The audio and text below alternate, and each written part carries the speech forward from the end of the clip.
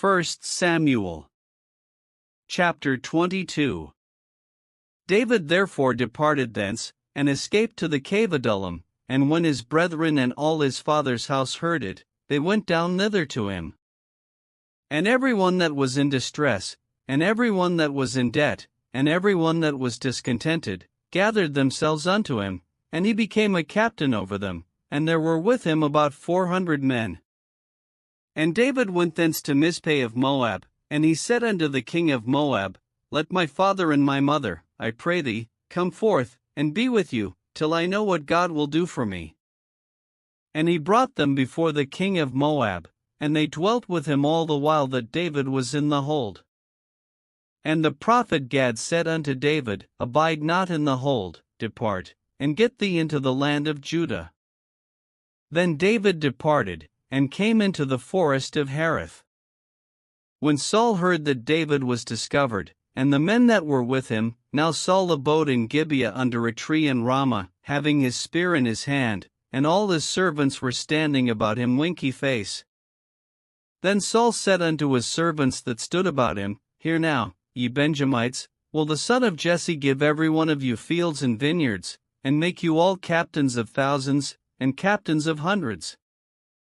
That all of you have conspired against me, and there is none that sheweth me that my son hath made a league with the son of Jesse, and there is none of you that is sorry for me, or sheweth unto me that my son hath stirred up my servant against me, to lie in wait, as at this day?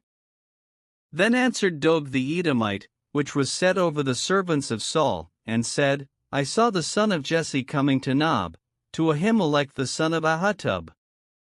And he inquired of the Lord for him, and gave him victuals, and gave him the sword of Goliath the Philistine.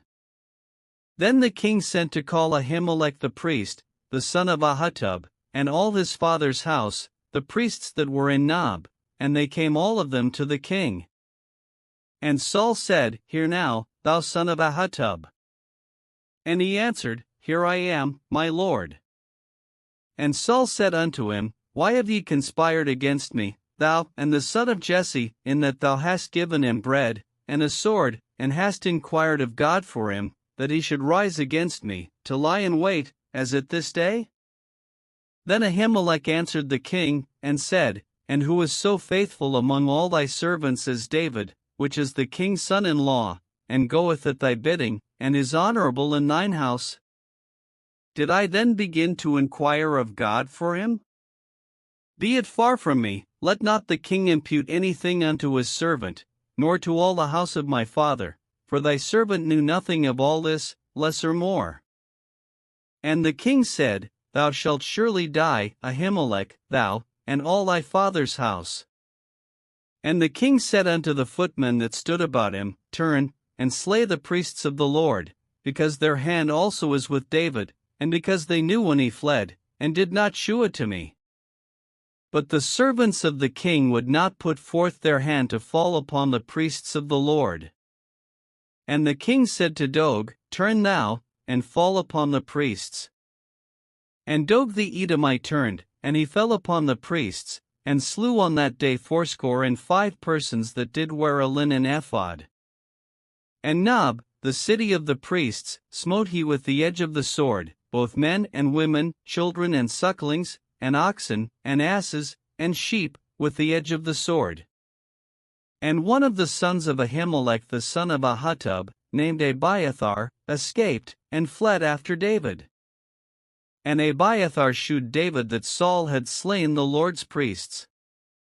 And David said unto Abiathar, I knew at that day, when Doeg the Edomite was there, that he would surely tell Saul, I have occasioned the death of all the persons of thy father's house. Abide thou with me, fear not, for he that seeketh my life seeketh thy life, but with me thou shalt be in safeguard.